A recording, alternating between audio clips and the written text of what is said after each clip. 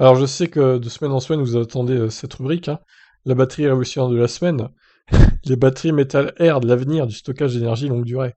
La startup Form Energy a mis au point une batterie fer-air destinée au réseau électrique, 10 fois moins chère qu'une batterie lithium-ion et capable de fournir de l'énergie pendant une centaine d'heures. D'accord, voyons cela.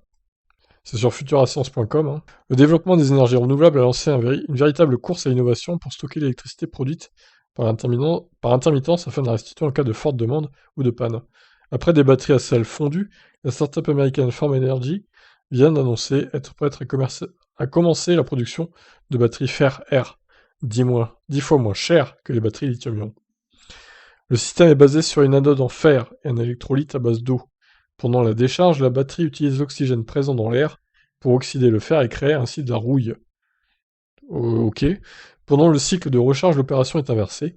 La rouille est retransformée en fer et la batterie libère de l'oxygène. What? Putain, j'arrive pas à visualiser le truc là, c'est étonnant comme concept.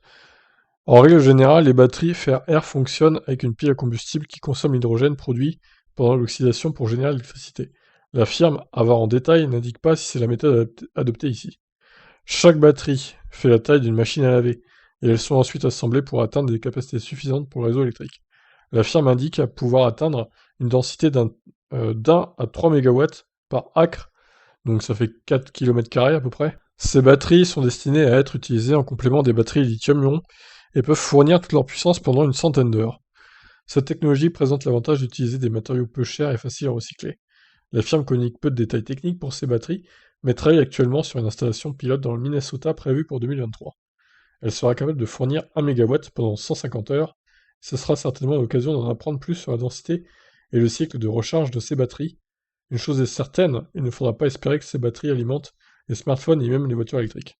Ah bon, bah, c'est pas adapté apparemment pour... c'est juste pour l'électricité, quoi, pour la consommation électrique, le stockage d'électricité pour la vie de tous les jours et pas pour les voitures ni pour les smartphones, quoi.